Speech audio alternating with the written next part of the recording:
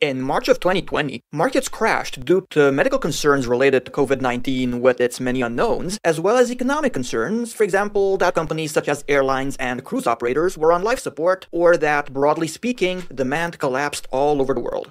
However, assets such as US shares experienced a so-called V-shaped recovery once central banks made it clear they will do whatever is necessary to provide liquidity. As mentioned in another video, V-shaped recoveries are unfortunately far less likely as far as the quote-unquote real economy is concerned, with businesses struggling, unemployment high, and so on.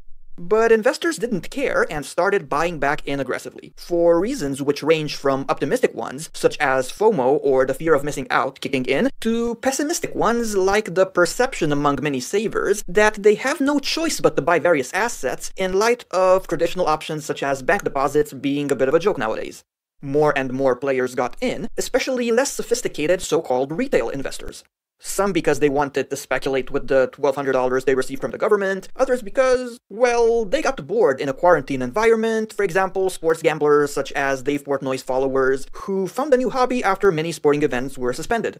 As such, we find ourselves in a peculiar situation where professional investors are pessimistic due to poor earnings and Main Street perspectives, whereas on the other hand, quote-unquote retail bros are partying like it's 2019 with more or less trollish hashtags such as stocks only go up and jokes about the so-called suits, including even Warren Buffett, who they believe are wrong and out of touch with reality for being pessimistic.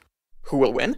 Impossible to predict, but what we do know is that study after study confirms one thing. The overwhelming majority of retail traders end up losing money, and while past performance doesn't guarantee future results, it would perhaps be wise for, let's say, retail traders who made money since March not to become overconfident. If anything, embracing humility is the way to go when investing and trading.